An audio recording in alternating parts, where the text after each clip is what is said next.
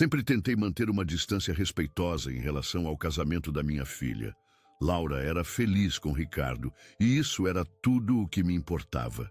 Ele era educado, prestativo e tinha o tipo de emprego estável que nos deixa pais um pouco mais tranquilos. Mas nos últimos meses, algo nele havia começado a mudar.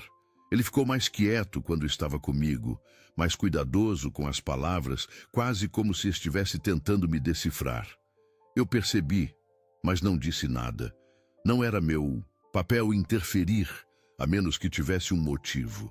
Naquela quinta-feira à tarde, cheguei em casa mais cedo do que o habitual da clínica. Eu estava aposentado, tecnicamente, mas continuava fazendo atendimentos em tempo parcial no Hospital das Clínicas de São Paulo. Laura e Ricardo estavam morando temporariamente comigo, enquanto o apartamento deles no bairro da Vila Madalena passava por uma reforma.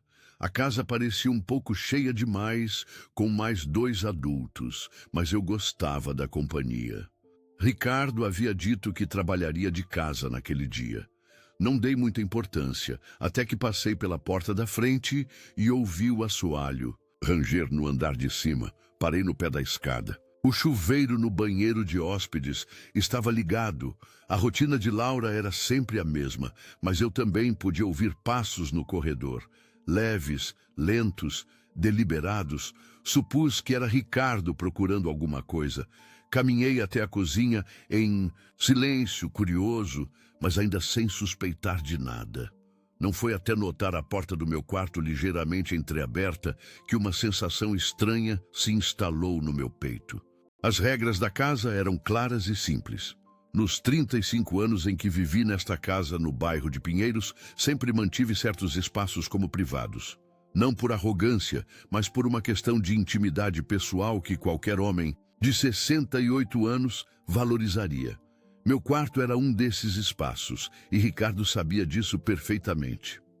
Aproximei-me furtivamente, evitando que as tábuas do assoalho rangessem sob meus pés. Pela fresta da porta, pude ver a silhueta de suas costas curvada sobre minha cômoda. A gaveta de cima estava aberta, e sua mão remexia entre papéis e fotografias antigas. Ele se movia com a urgência que não vem de uma curiosidade distraída, mas com intenção, focado. Não o confrontei, ainda não. Queria ver o que ele estava procurando. Quando abriu a segunda gaveta, vi-o pegar o pequeno saco de veludo onde eu guardava a chave do cofre. Mas antes de alcançá-la, sua mão tocou em algo mais, um envelope dobrado com um selo vermelho. Ele hesitou. Depois o pegou. Enquanto desdobrava o conteúdo e lia o documento, vi o sangue sumir de seu rosto. Sua postura ficou tensa. Ele olhou para o papel por um longo tempo, imóvel. O que quer que ele tivesse lido o havia chocado profundamente. A cena me transportou imediatamente para a minha juventude, quando meu pai me encontrou bisbilhotando suas coisas. A diferença era que eu tinha apenas 12 anos e procurava um presente escondido. Ricardo era um homem adulto de 32 anos, engenheiro de software com um bom cargo em uma empresa de tecnologia na Berrini. Não havia desculpa para esse comportamento. O sol da tarde entrava pela janela, iluminando as partículas de poeira no ar e projetando sombras alongadas no quarto. O cheiro de jasmim do pátio interno entrava pela janela entreaberta, misturando-se com a tensão que flutuava no ambiente. Ao longe, os sinos da Catedral da Sé marcavam as 5 horas.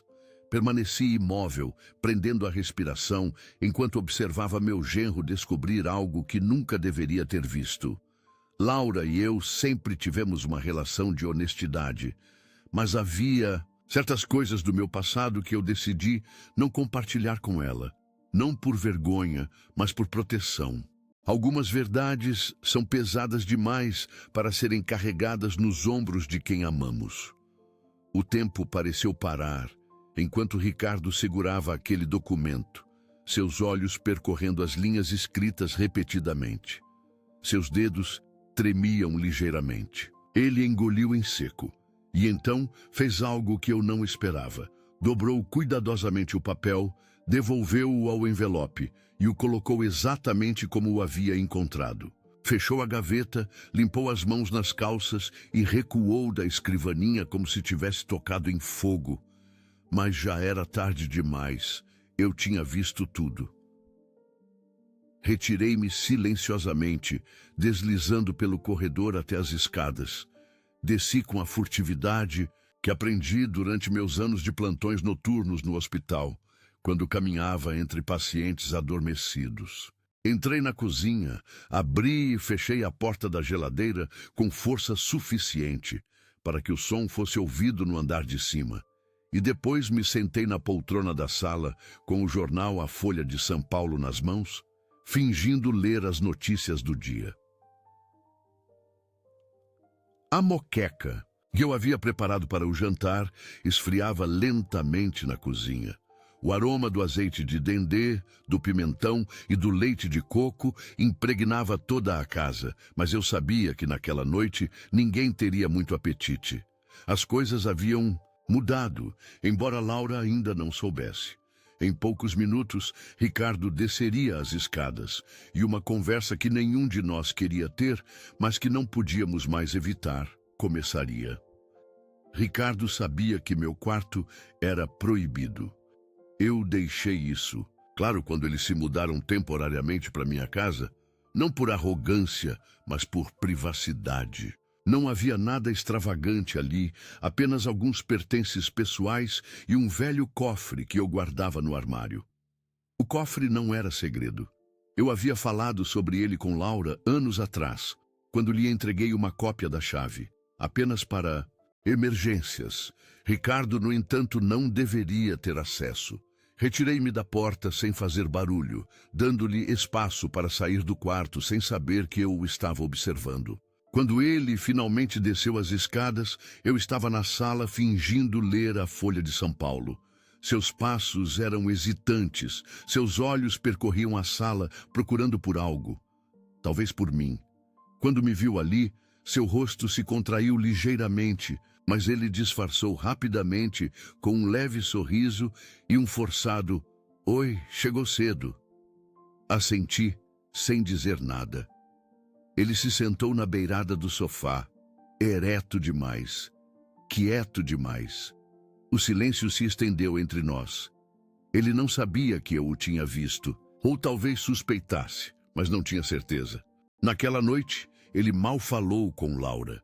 Durante o jantar, seu garfo mal tocou na moqueca que eu havia preparado. Ele me olhou várias vezes, tentando decifrar se eu sabia de algo. Não lhe dei nenhuma pista, mas por dentro eu me perguntava o que ele faria com o que havia descoberto. O documento que Ricardo encontrou era um que eu não olhava há anos. Não era um testamento ou um extrato financeiro. Era uma confissão assinada. Anos atrás, eu estive envolvido em uma investigação interna no Hospital Sírio-Libanês, onde trabalhava. Um cirurgião em quem eu confiava, um colega de mais de 2 décadas, estava encobrindo negligências médicas. Eu o confrontei, e em vez de negar, ele escreveu uma confissão, nomeando todos os envolvidos, incluindo um administrador de alto escalão. O documento nunca viu a luz do dia. Eu o guardei como um seguro, nada mais.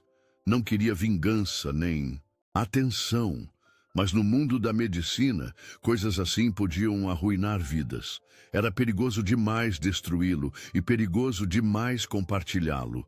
Nunca contei a Laura. Ela era muito jovem na época e eu não queria que ela carregasse esse peso. De alguma forma, Ricardo havia tropeçado na única coisa em minha casa que poderia perturbar mais vidas do que ele imaginava. No dia seguinte, ele saiu de casa cedo e não voltou até tarde. Seu comportamento mudou. Tornou-se excessivamente educado, prestativo em casa, oferecendo-se para fazer favores. Laura achava que ele estava apenas tentando ser um genro melhor. Eu sabia que havia algo mais. Ele não estava tentando ganhar minha aprovação. Estava tentando provar algo para si mesmo. Talvez para me convencer de que não tinha visto nada. A manhã seguinte foi particularmente desconfortável. O café, Da manhã transcorreu em um silêncio que só era quebrado pelo tilintar das colheres nas xícaras de café e pelo comentário ocasional sobre o tempo. Laura nos olhava alternadamente, confusa com a súbita tensão no ar. Aconteceu alguma coisa? O que eu deva saber? Ela finalmente perguntou. Ricardo e eu negamos em uníssono, rápido demais, convincente demais. Ela não acreditou, mas também não insistiu. Minha filha sempre foi perceptiva. Desde pequena sentia quando algo não estava bem, mas também sabia quando era melhor não pressionar. Naquela tarde, enquanto Laura tinha saído para visitar sua amiga Lúcia no bairro da Aclimação, Ricardo se ofereceu para consertar a persiana da cozinha que estava emperrada há meses. Observei-o trabalhar meticulosamente, suas mãos precisas com as ferramentas, sua testa perolada de suor sob a luz que entrava pela janela. O relógio de parede marcava um ritmo constante, quase como se estivesse contando os segundos até que um de nós quebrasse o silêncio. Seu Antônio? Ele começou finalmente, sem desviar o olhar do trabalho. Sobre a outra noite... Interrompi-o com um gesto. Aqui não, Ricardo. Agora não. Ele assentiu, compreendendo. Terminou de ajustar o mecanismo da persiana, que agora subia e descia suavemente. Perfeito, murmurou, mais para si mesmo do que para mim. Os dias seguintes seguiram um padrão semelhante. Ricardo evitava ficar a sós comigo, mas quando era inevitável, eu notava seu desconforto, sua necessidade de dizer algo que não se atrevia a pronunciar. Laura começou a comentar o quão prestativo seu marido havia se tornado. Deve ser a influência de morar com você, pai. Ela brincou uma noite enquanto jantávamos na varanda. Nunca o vi tão dedicado às tarefas de casa. Sorri para ela, mas meus olhos buscaram os de Ricardo. Ele sustentou meu olhar brevemente antes de baixá-lo para o prato. Eu sabia que não era a influência de morar comigo que havia provocado essa mudança.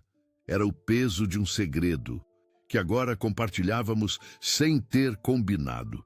Na sexta-feira à tarde, Laura anunciou que iria ao cinema com suas amigas da faculdade. É o novo do Kleber Mendonça Filho, explicou enquanto aplicava um toque de perfume. Não me esperem acordados. Depois vamos tomar alguma coisa. Quando a porta se fechou atrás dela, a casa mergulhou em um silêncio que quase podia ser tocado. Ricardo estava no escritório, supostamente trabalhando em seu computador. Eu me instalei na varanda com uma taça de vinho do Porto e um livro no qual não conseguia me concentrar. As palavras dançavam diante dos meus olhos, enquanto minha mente repassava a imagem do meu genro segurando aquele documento. Seu rosto, pálido ao descobrir um segredo que nunca deveria conhecer. Por volta das 9, ouvi seus passos se aproximando. Ele parou no limiar da varanda, inseguro. Fiz um gesto para que ele se sentasse. Servi outra taça de vinho e ofereci a ele. Ele a aceitou com um leve aceno de cabeça. Há quanto tempo o senhor guarda esse documento? Daí ele perguntou finalmente, sua voz pouco mais que um sussurro. Não fingi não saber do que ele estava falando. Quase 20 anos. Ricardo assentiu lentamente, processando a informação. A Laura sabe? Não, respondi com firmeza. E não? Deve saber. O silêncio voltou a se instalar entre nós. Ao longe, as luzes da cidade começavam a piscar na noite paulistana. O aroma das damas da noite do jardim flutuava no ar quente da primavera. Eu não estava procurando por isso, ele disse finalmente. Eu estava procurando por outra coisa. Ergui uma sobrancelha, intrigado. E o que era tão importante que o fez entrar no meu quarto sem permissão? Ricardo tomou um longo gole de vinho antes de responder. Seus olhos, normalmente seguros, agora mostravam uma vulnerabilidade que eu nunca tinha visto nele. Eu estava procurando o anel da sua avó, confessou. Laura me contou que o senhor o guardava no cofre. Eu queria pedir emprestado para o nosso aniversário, mas não tive coragem de perguntar diretamente. A revelação me surpreendeu. O anel da minha mãe, um antigo solitário de ouro branco com um pequeno diamante, sempre foi o objeto mais precioso de Laura. Minha filha costumava admirá-lo quando era pequena, sentada no meu colo, enquanto eu lhe contava histórias sobre sua avó, a quem ela nunca conheceu. Você poderia ter me pedido, eu disse finalmente. Eu sei, ele admitiu, passando a mão pelo cabelo em um gesto nervoso. Foi uma estupidez, e então eu encontrei aquilo. Olhei para ele fixamente, avaliando sua sinceridade, seu remorso. Em seus olhos não havia malícia, apenas confusão e algo mais profundo. Medo.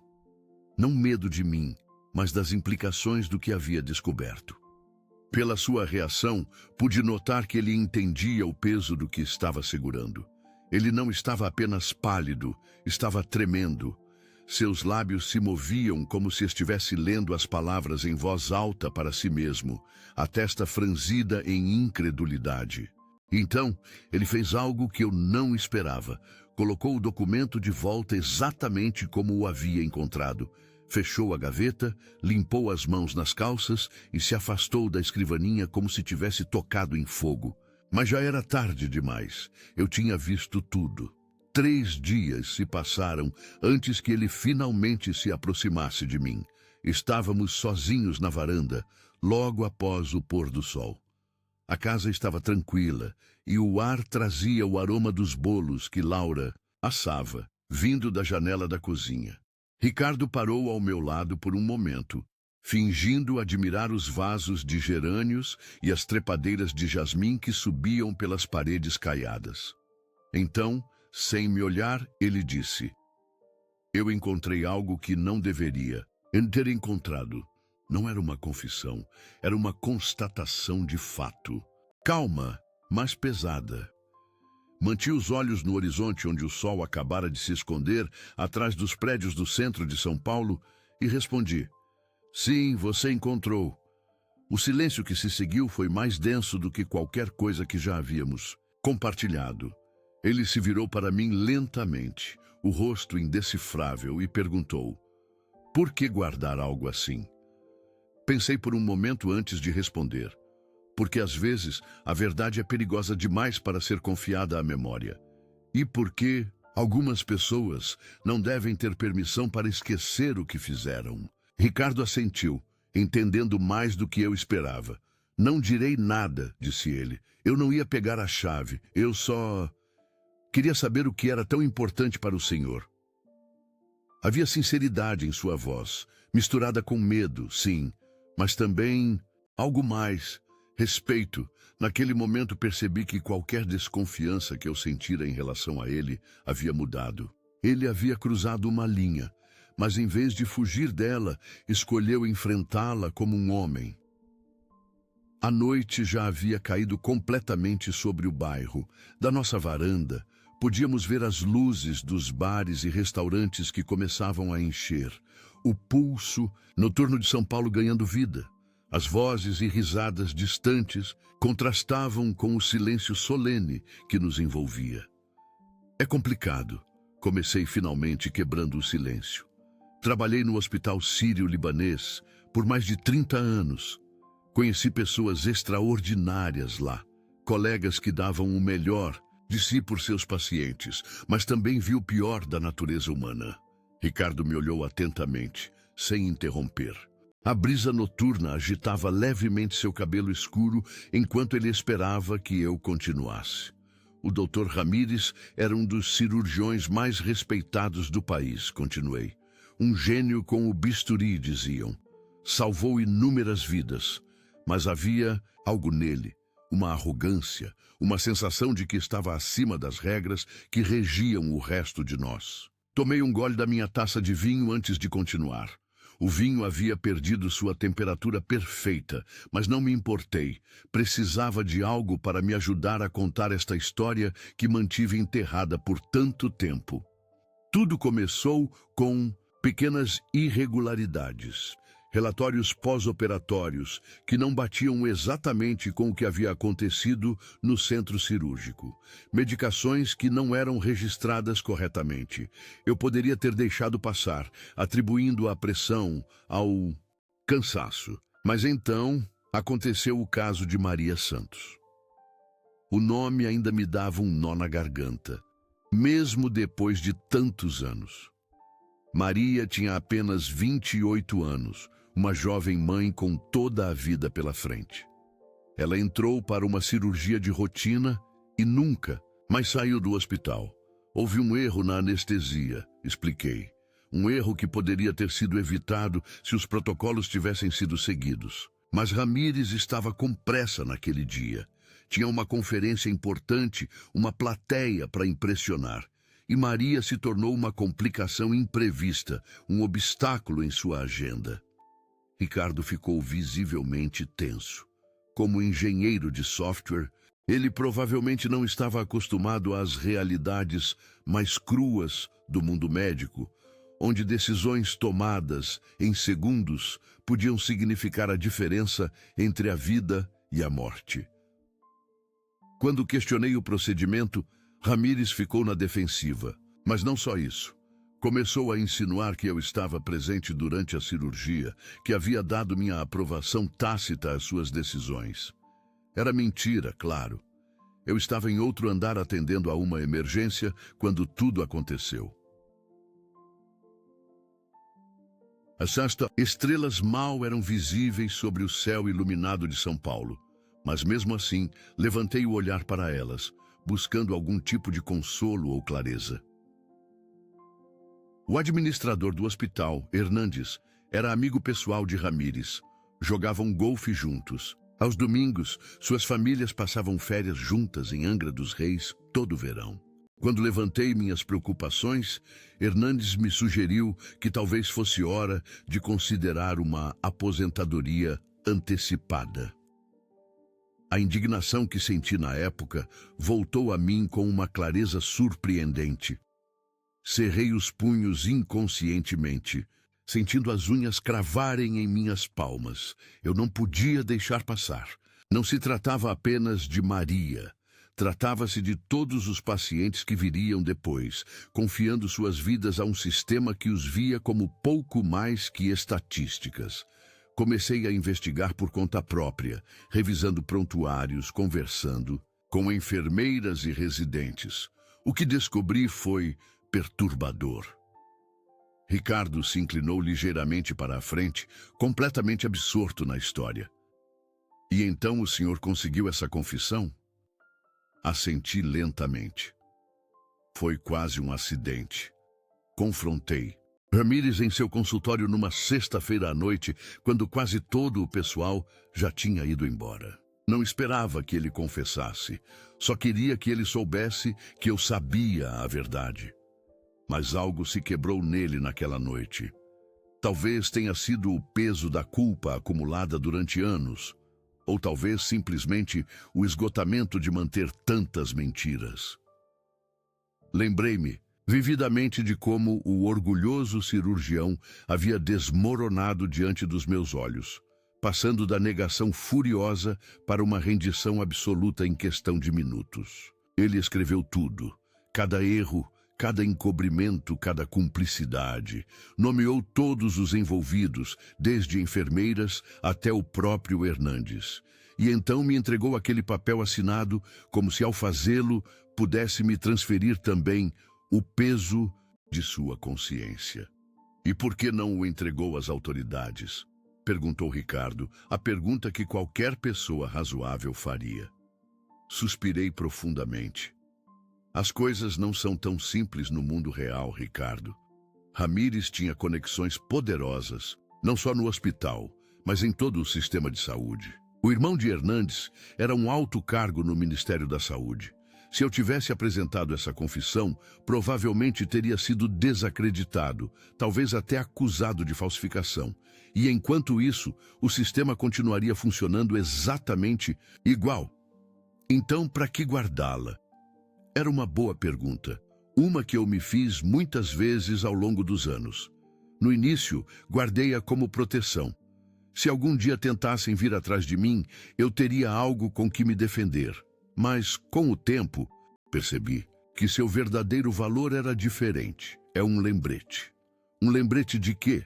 De que até as pessoas mais respeitadas podem falhar moralmente, de que os sistemas projetados para nos proteger podem ser manipulados, de que a verdade, por mais incômoda que seja, sempre merece ser preservada, mesmo que não possa ser proclamada. Ricardo pareceu refletir sobre minhas palavras. Do andar de baixo, ouvimos o tilintar de pratos. Laura devia estar preparando a mesa para o jantar. O que aconteceu com Ramírez? Ele perguntou finalmente. Aposentou-se antecipadamente no ano seguinte, oficialmente por problemas de saúde. Morreu há 3 anos de um ataque cardíaco. Hernandes ainda é o administrador do hospital. Ricardo assentiu lentamente, digerindo toda a informação. E a família de Maria Santos receberam uma indenização, não o suficiente, nunca poderia ser suficiente. Mas foi a única coisa que o sistema estava disposto a oferecer, desde que assinassem um acordo de confidencialidade. O silêncio voltou a se instalar entre nós, mas era diferente agora. Não era um silêncio desconfortável nascido da desconfiança, mas algo mais profundo, mais significativo. Era o silêncio que surge quando 2 pessoas compartilham um entendimento que vai além das palavras. Sabe por que estou te contando tudo isso, Ricardo? Perguntei finalmente. Ele negou com a cabeça, expectante, porque agora que você conhece esta história, também carrega parte do seu peso. Não é algo que eu procurei compartilhar, mas não posso mais desfazer. Só posso te pedir que a carregue com a mesma responsabilidade com que eu a carreguei todos estes anos. Ricardo me olhou diretamente nos olhos. Não vou contar para a Laura, prometeu, nem para ninguém. Eu acreditei nele, não porque ele era meu genro, nem porque eu tinha alguma garantia de sua discrição. Acreditei nele porque em seus olhos vi algo que reconheci.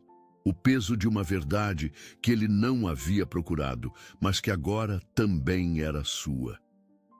Depois da nossa conversa na varanda, algo mudou entre Ricardo e eu. Não falamos diretamente do documento, nem do que aconteceu no meu quarto, mas uma nova forma de comunicação silenciosa se estabeleceu entre nós. Era como se tivéssemos assinado um pacto tácito, um acordo sem palavras que nos tornava guardiões de um segredo compartilhado. Laura. Notou a mudança, não é claro? Minha filha sempre foi perceptiva. Durante o café da manhã do dia seguinte, ela nos observava com curiosidade, enquanto Ricardo me passava o café e eu lhe aproximava as torradas.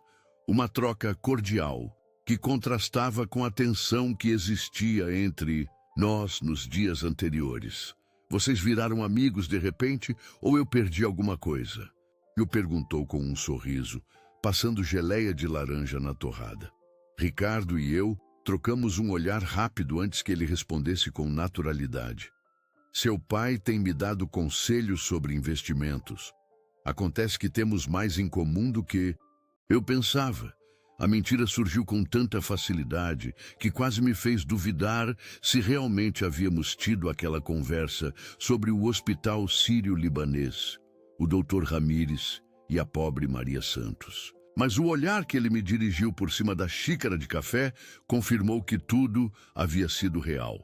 Estávamos interpretando um papel para proteger Laura de uma verdade que ela não precisava conhecer.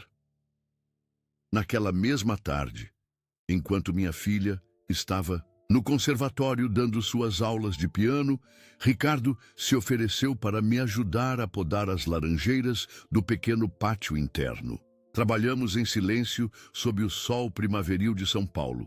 O único som era o das tesouras cortando galhos e o ocasional cantar dos pássaros que faziam ninhos no telhado.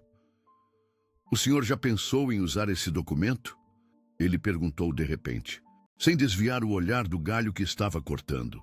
A pergunta me surpreendeu, não pelo seu conteúdo, mas pela naturalidade com que surgiu, como se estivéssemos continuando uma conversa interrompida. Muitas vezes, admiti, recolhendo os restos de poda e colocando-os em um saco de jardim. Especialmente durante o primeiro ano, quando não conseguia dormir pensando em Maria e em todas as outras vítimas que poderiam ter existido. E o que o deteve?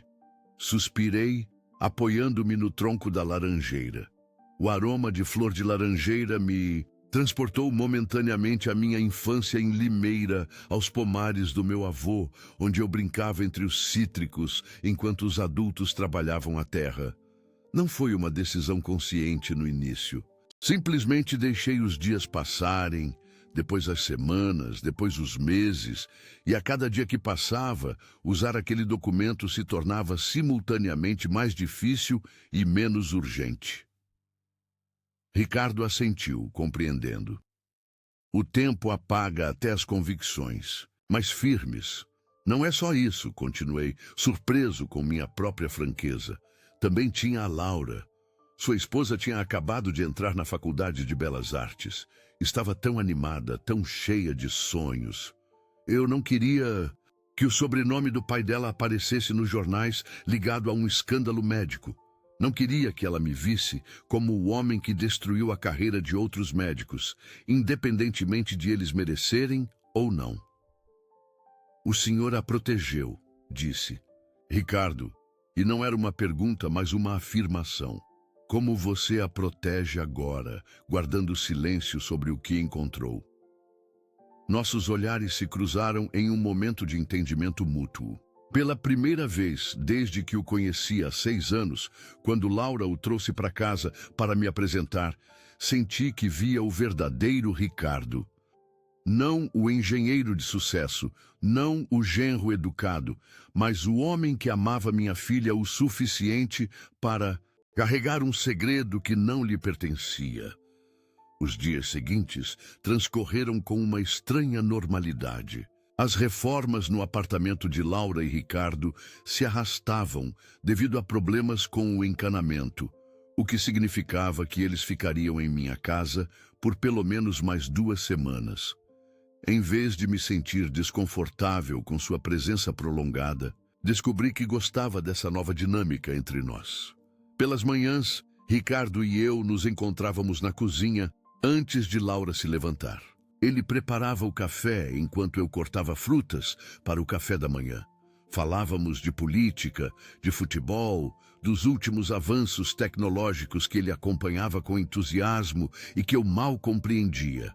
Nunca mencionávamos o documento, mas sua existência flutuava entre nós como um entendimento tácito, um segredo compartilhado que, paradoxalmente, nos aproximou, em vez de nos separar. Uma manhã, enquanto tomávamos café da manhã sozinhos na varanda, Ricardo me surpreendeu com uma pergunta inesperada. Seu Antônio, o senhor já se arrependeu da sua decisão? Digo, de guardar esse documento em vez de torná-lo público. Meditei minha resposta enquanto observava um casal de rolinhas que havia se instalado no parapeito da janela vizinha. Eu me arrependi de muitas coisas na minha vida, Ricardo. De oportunidades não aproveitadas, de palavras não ditas, de silêncios que deveriam ter sido quebrados. Mas disso não tenho certeza. Tomei um gole de café antes de continuar. Sabe, o que é viver com uma decisão assim? É como carregar uma pedra no bolso.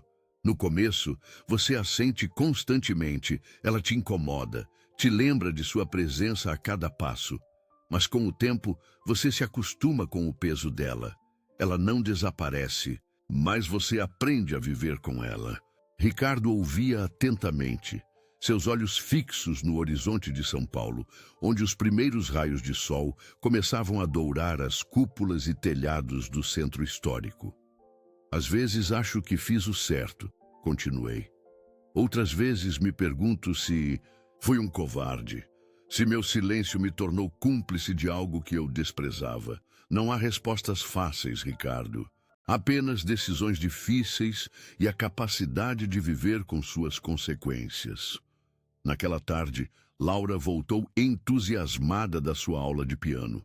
Um de seus alunos havia sido selecionado para um concurso nacional juvenil e ela não conseguia conter seu orgulho.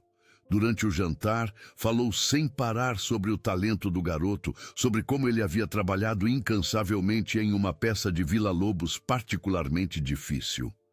Ricardo e eu a ouvíamos trocando olhares ocasionais de cumplicidade. Em um determinado momento, enquanto Laura estava na cozinha buscando a sobremesa, Ricardo se inclinou para mim e murmurou: "O senhor vê por que fazemos isso? Por que guardamos segredos?" Segui seu olhar até a cozinha, onde minha filha cantarolava alegremente enquanto servia fatias de pudim de leite em pequenos pratos decorados. Sua felicidade era palpável, livre das sombras que obscureciam nossos pensamentos. "Eu vejo", respondi em voz baixa. Naquela noite, enquanto me preparava para dormir, refleti sobre como os segredos moldam nossas vidas. Não apenas os que guardamos, mas os que os outros guardam de nós. Perguntei-me quantos segredos minha falecida esposa Helena havia guardado, de quantas verdades ela decidiu me proteger. Perguntei-me quantos segredos guardava Laura, minha aparentemente transparente filha. Pensamento não me inquietou como seria de se esperar. Pelo contrário, encontrei um certo consolo na ideia de que todos navegamos pela vida escondendo partes de nós mesmos.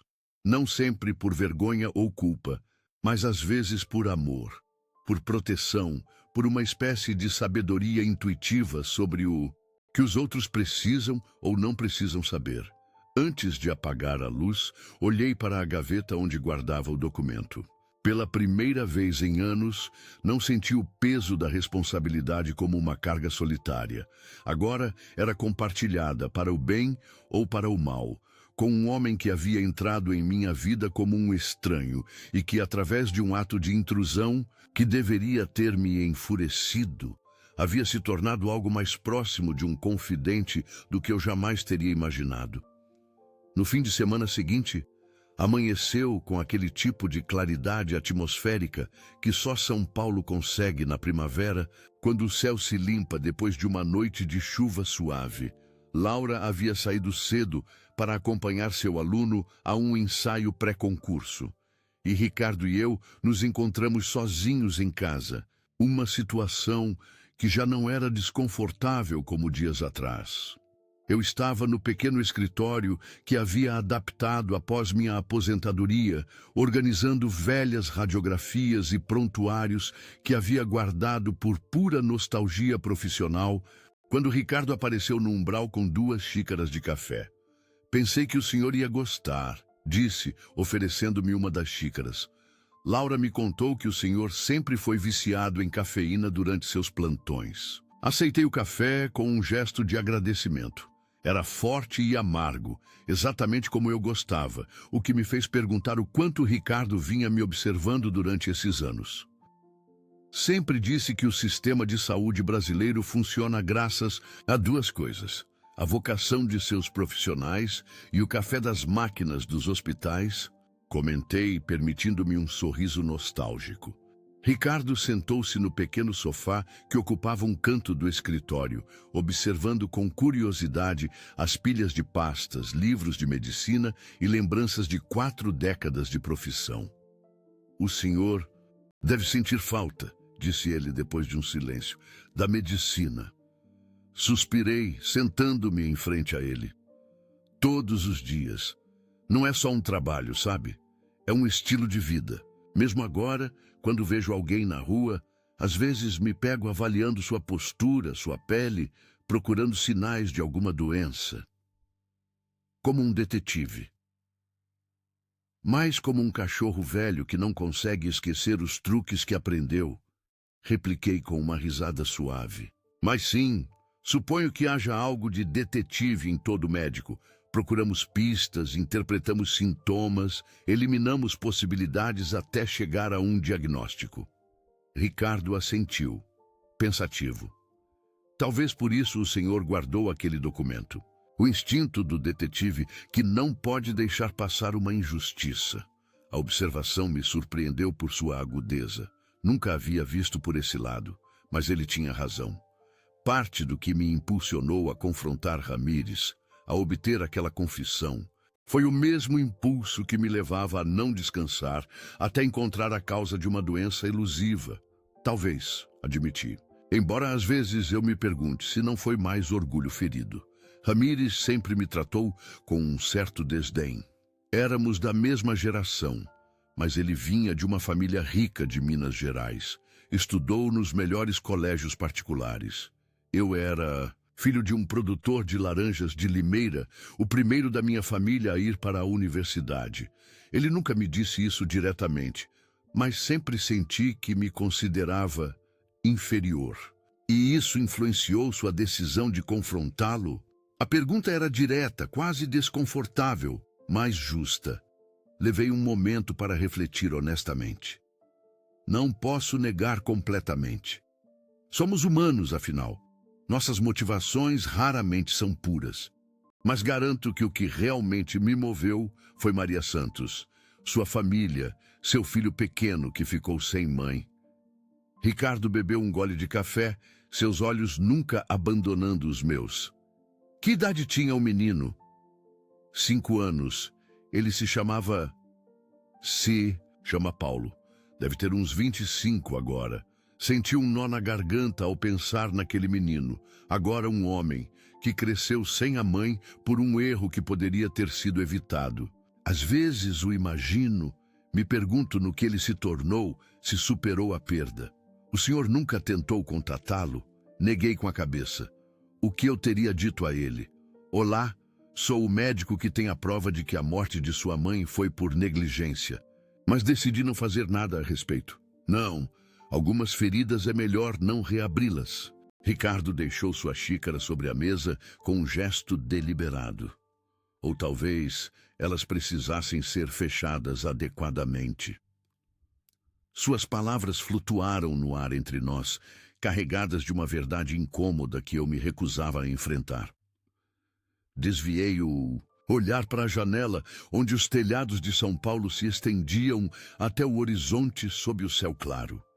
Há algo que eu não entendo, disse Ricardo depois de um silêncio. Se o senhor tinha aquele documento, por que não o usou anonimamente? Poderia tê-lo enviado a um jornal, a um promotor, sem revelar sua identidade. Era uma pergunta lógica, uma que eu mesmo me fiz inúmeras vezes ao longo dos anos. Eu considerei, admiti, mas o documento está assinado por Ramírez e dirigido especificamente a mim. Menciona conversas privadas que tivemos, detalhes que só nós conhecíamos. Teria sido fácil rastrear sua origem até mim. E isso teria sido tão terrível. Teria feito justiça. Sorri com tristeza. Justiça? O que é justiça, Ricardo? Destruir a carreira de um médico que, apesar de seus erros, salvou centenas de vidas. Manchar a reputação de um hospital inteiro, afetando a confiança de milhares de pacientes. Expor Laura, que na época era uma estudante, ao escrutínio público e ao estigma. Mas Maria Santos estava morta. Eu disse com uma dureza que não pretendia. Nada a traria de volta, nada consolaria realmente sua família, só causaria mais dor, mais caos, mais vidas transtornadas. Levantei-me e me aproximei da estante onde guardava algumas fotografias. Peguei uma emoldurada em que aparecia com minha equipe médica décadas atrás. Ramírez estava lá, sorridente, com um braço sobre meus ombros em uma camaradagem que posteriormente havia se desvanecido. Às vezes, penso que guardei aquele documento não para usá-lo algum dia, mas precisamente para nunca usá-lo. Para me lembrar que eu conhecia a verdade, que não a havia ignorado nem esquecido, mas que havia escolhido conscientemente um caminho diferente do da vingança ou da justiça pública. Passei a fotografia para Ricardo, que a estudou com atenção. Este é o Ramírez, perguntou, apontando para o homem de cabelo escuro e sorriso confiante. Sim, ele era brilhante, de verdade. Tinha mãos que pareciam projetadas para a cirurgia. Podia fazer coisas que outros consideravam impossíveis. E este aqui, Hernandes, o administrador, continua no hospital, como eu disse. Foi promovido a diretor-geral há alguns anos. Ricardo observou a fotografia por mais um momento antes de me devolvê-la. Sabe, no meu trabalho, às vezes enfrentamos dilemas éticos semelhantes. Não com vidas humanas em jogo, claro, mas sobre privacidade, sobre o uso de dados, sobre que informação compartilhar e qual proteger. E como você os resolve? Ele encolheu os ombros. Nem sempre tenho a resposta certa. Às vezes me pergunto se existe uma resposta certa nesses casos.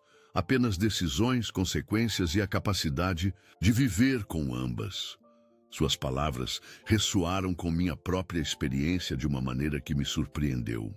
Este jovem, a quem eu havia julgado inicialmente como superficial, como alguém que havia escolhido minha filha por sua beleza e pouco mais, demonstrava uma profundidade de pensamento que me havia passado despercebida. Laura não sabe a sorte que tem, eu disse sem pensar. Ricardo ergueu uma sobrancelha, surpreso. Por ser casada comigo, acho que eu sou o sortudo.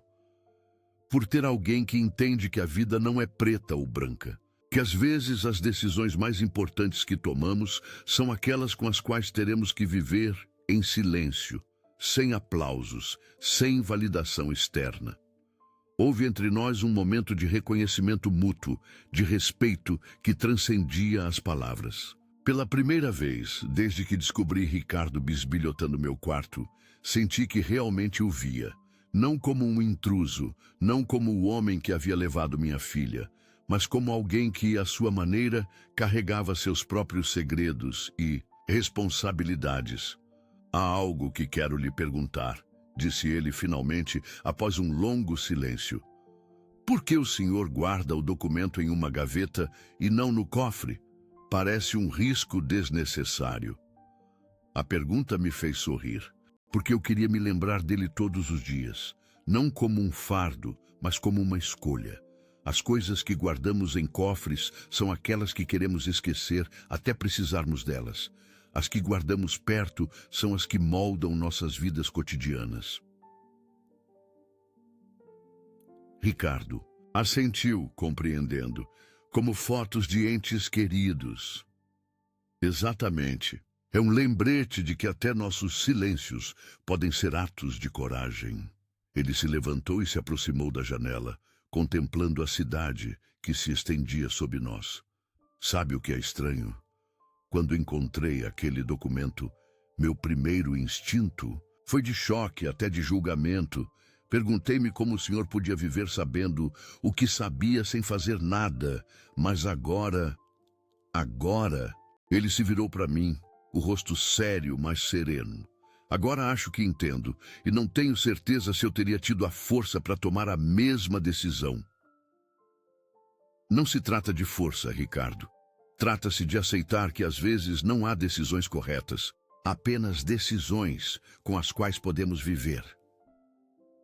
O barulho da porta da frente se abrindo interrompeu nossa conversa.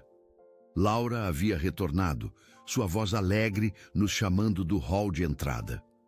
Ricardo me olhou uma última vez antes de sair para receber sua esposa, e naquele olhar havia algo novo, uma cumplicidade, um entendimento que ia além das palavras.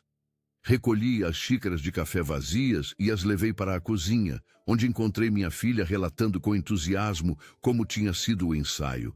Enquanto a ouvia, observei Ricardo. Ele não era mais o intruso que havia descoberto um segredo que não lhe pertencia. Era um confidente, um cúmplice na complexa tarefa de proteger aqueles que amamos, às vezes até mesmo da verdade. Depois daquela conversa no meu escritório, a relação entre Ricardo e eu mudou definitivamente.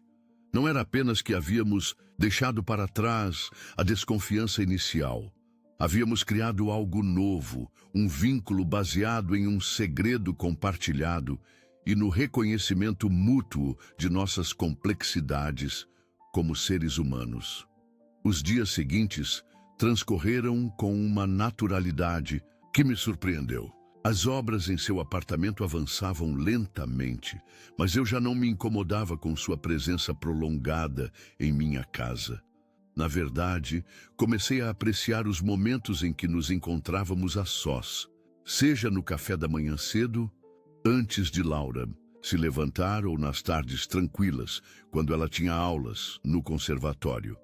Uma tarde, enquanto eu regava as plantas do pátio, Ricardo se aproximou com um envelope na mão. "Chegou isto para o senhor", disse, entregando-o. "O carteiro deixou há pouco." Era um envelope oficial do Conselho Regional de Medicina de São Paulo. Abri-o com curiosidade e descobri que me convidavam para dar uma palestra em um simpósio sobre ética médica no mês seguinte. Uma ironia que não passou despercebida para nenhum de nós. "O senhor vai aceitar?" perguntou Ricardo, enquanto me observava dobrar cuidadosamente a carta. Contemplei os gerânios vermelhos que subiam pela parede caiada antes de responder. "Não sei. O que eu poderia dizer sobre ética médica que não fosse uma hipocrisia depois do que fiz? Ou melhor, do que não fiz?"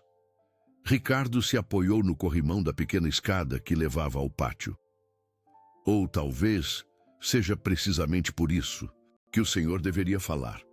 Porque conhece o custo real das decisões éticas, não apenas a teoria." Suas palavras me fizeram refletir.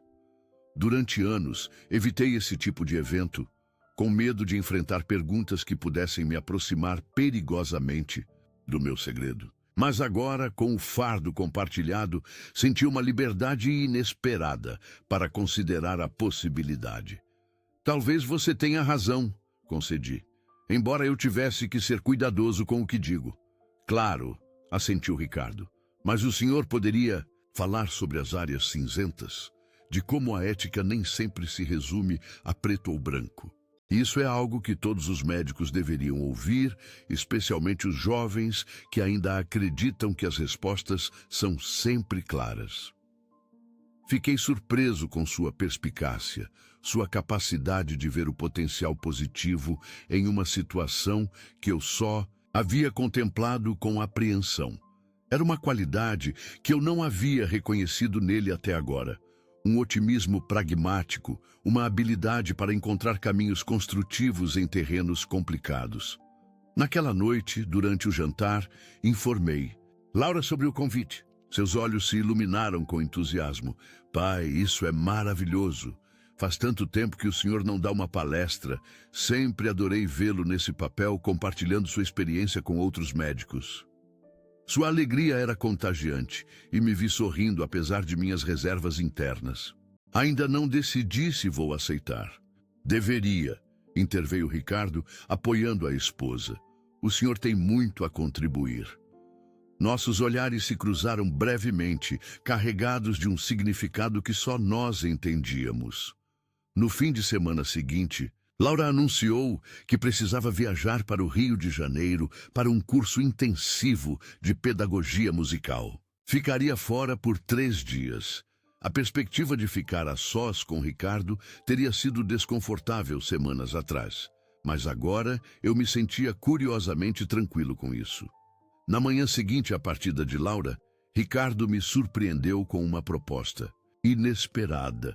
"Estive pensando", disse ele enquanto tomávamos café da manhã na varanda, sob o sol da primavera, "que talvez o senhor gostasse de visitar o Hospital Sírio-Libanês hoje, para se inspirar para a sua palestra." Olhei para ele com espanto. Voltar lá? Não piso naquele hospital desde a minha aposentadoria. Exatamente por isso. Às vezes, enfrentar os lugares que evitamos pode ser libertador. Considerei sua sugestão. A ideia de voltar ao hospital onde trabalhei por décadas, onde ocorreu o incidente com Ramírez e Maria Santos, me causava uma mistura de ansiedade e curiosidade. Como seria ver aqueles corredores novamente, reconhecer antigos colegas, talvez até cruzar com Hernandes? Não sei se estou preparado para isso, admiti. Ricardo assentiu compreensivamente. Eu entendo, era só uma ideia. Mas se algum dia decidir ir, me ofereço para acompanhá-lo. Sua oferta me comoveu mais do que eu esperava. Este jovem, a quem eu havia julgado inicialmente com certo receio, havia se tornado um aliado inesperado, alguém disposto a me acompanhar em uma jornada que eu considerava difícil demais para empreender sozinho. Vou pensar, prometi, e pensei. Durante todo o dia, enquanto realizava tarefas cotidianas, regar as plantas, verificar o correio, ler o jornal, a ideia de voltar ao hospital girava em minha mente. Seria realmente libertador, como sugeria Ricardo, ou simplesmente reavivaria velhas feridas? Naquela tarde, enquanto tomávamos café na sala, finalmente tomei uma decisão. Amanhã, eu disse abruptamente, iremos amanhã ao hospital. Ricardo levantou o olhar de seu laptop, surpreso, mas satisfeito. O senhor tem certeza? Não, respondi com honestidade.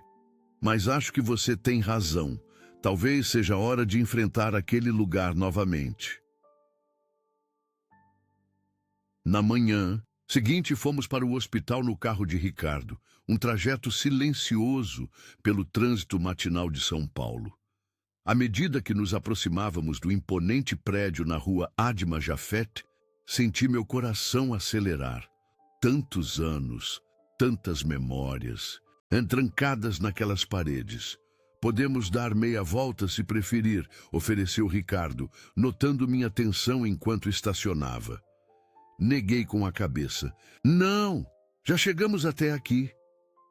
Entramos pela porta principal e imediatamente fui atingido pela familiaridade do lugar. O cheiro característico de desinfetante, o som abafado de conversas e passos apressados, o bip constante de equipamentos médicos ao longe. Havia mudado, claro, novas cores nas paredes, tecnologia mais moderna, rostos diferentes, mas a essência continuava a mesma. Caminhamos lentamente pelos corredores, enquanto eu ocasionalmente apontava lugares significativos. Aqui ficava meu primeiro consultório. Nesta sala dei minhas primeiras aulas aos residentes. Este era o centro cirúrgico onde... Parei abruptamente ao ver uma placa comemorativa em uma das paredes. Dr. Eduardo Ramírez Lopes, dizia, em reconhecimento à sua extraordinária contribuição à cirurgia cardíaca e sua dedicação a este hospital, 1950-2022. Ricardo parou, ao meu lado, observando minha reação. O senhor está bem? Não soube o que responder. Ver o nome de Ramírez imortalizado daquela maneira, celebrado como um herói da medicina quando eu conhecia seu lado mais sombrio, me produziu uma mistura de emoções contraditórias. Indignação, tristeza, uma estranha resignação. A história é escrita pelos vencedores, murmurei finalmente. Continuamos nosso percurso, chegando finalmente à lanchonete. Fiquei surpreso ao descobrir que ela continuava praticamente a mesma.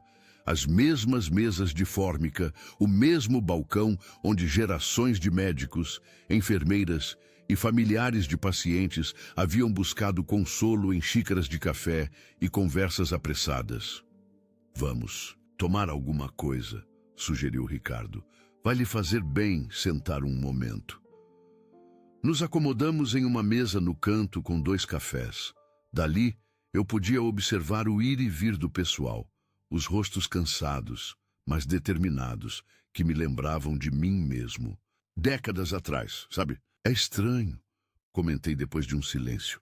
Esperava sentir mais, não sei, ressentimento talvez.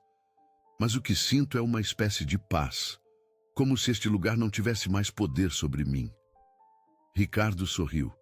Talvez porque o senhor já não guarda o segredo sozinho, nós o compartilhamos. Suas palavras capturaram uma verdade que eu não havia articulado completamente até aquele momento. O peso do documento, da decisão de não usá-lo, havia se aliviado desde que Ricardo o descobrira. Não porque a responsabilidade fosse menor, mas porque eu não estava mais sozinho nisso. Enquanto terminávamos nossos cafés, uma mulher de meia idade se aproximou de nossa mesa. Ela me olhou com uma mistura de surpresa e alegria. Doutor Fernandes, Antônio Fernandes, não posso acreditar. O senhor se lembra de mim? Sou Lúcia Moraes. Fui sua residente em 2005. Eu a reconheci imediatamente. Uma jovem brilhante que havia mostrado um talento excepcional para o diagnóstico. Lúcia, claro que me lembro de você. Como está? Continua na cardiologia? Sim. Agora sou chefe do serviço, respondeu com orgulho. Não posso acreditar que o senhor está aqui. Justamente na semana passada estávamos falando do senhor em uma reunião. Estamos revisando alguns dos seus protocolos de diagnóstico. Eles continuam sendo referência no departamento. Seu reconhecimento me comoveu profundamente. Apesar de tudo o que aconteceu, apesar do segredo que guardei, meu trabalho, minha contribuição genuína à medicina, havia perdurado. Depois de trocarmos mais algumas palavras e eu prometer que nos encontraríamos em breve para conversar com mais calma, Lúcia se despediu com um abraço afetuoso. Ricardo, que havia observado o encontro em silêncio, sorriu quando ficamos sozinhos novamente. Viu? Seu legado é muito mais do que aquele documento na sua gaveta. No caminho de volta para casa, contemplei a cidade pela janela do carro, refletindo sobre a visita. Tinha sido reveladora, mas não da maneira que eu esperava. Não encontrei respostas claras sobre se eu deveria ter agido diferente há 20 anos, se deveria ter tornado o documento público. Mas redescobri uma parte de mim mesmo que havia relegado ao esquecimento. O médico que formou gerações de profissionais, que contribuiu para o avanço da medicina muito além do caso de Maria. Santos, obrigado, eu disse finalmente, quebrando o silêncio, por sugerir esta visita e por me acompanhar. Ricardo manteve o olhar na estrada, mas pude ver um sorriso se formar em seus lábios. De nada, seu Antônio. Para isso serve a família. Família. A palavra ressoou dentro de mim. Este homem, que eu considerava um intruso em minha vida, havia se tornado algo mais próximo e valioso do que eu jamais teria imaginado. Não era apenas o marido da minha filha. Era alguém que havia visto uma das minhas verdades mais sombrias e, em vez de me julgar, escolheu entender. Quando chegamos em casa, fui direto para o meu quarto. Abri a gaveta onde guardava o documento e o contemplei por um longo momento. Então tomei uma decisão. Levei-o ao escritório, onde Ricardo estava instalando seu computador para trabalhar. Quero que você fique com isto, eu disse, oferecendo-lhe o envelope. Ele me olhou com espanto. O documento não posso aceitar, é seu, é um fardo que carreguei por tempo demais. Interrompi. Não peço que faça nada com ele, apenas que o guarde, que saiba onde está, para o caso de um dia eu não estar mais aqui e você considerar que ele deva vir à luz. Ricardo pegou o envelope com uma solenidade que refletia a importância do gesto. Não era apenas um papel que eu lhe estava entregando. Era uma confiança absoluta, um reconhecimento de que o considerava digno de guardar uma parte crucial da minha história. Eu o guardarei, prometeu, e respeitarei sua decisão, seja ela qual for. Naquela noite jantamos juntos na varanda, sob um céu estrelado. Falamos de tudo e de nada, de política, de futebol, dos livros que havíamos lido recentemente. Não mencionamos o documento nem o hospital, não era necessário. O vínculo que se formara entre nós já transcendia aquele segredo inicial. Quando Laura ligou para contar como estava indo seu curso no Rio, Ricardo ativou o viva-voz do telefone e ambos ouvimos suas explicações entusiasmadas sobre novas técnicas pedagógicas e os contatos profissionais que estava fazendo. Estou com saudades de vocês, disse ela antes de desligar. Espero que estejam se dando bem. Ricardo me olhou e sorriu. Melhor do que nunca, respondeu. E pela primeira vez desde que o conheci, senti que aquelas palavras eram completamente sinceras.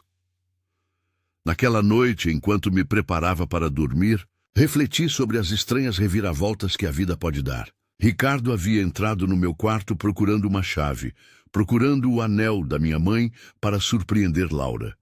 O que encontrou em seu lugar foi uma verdade pesada demais para suas mãos, mas ele a segurou mesmo assim.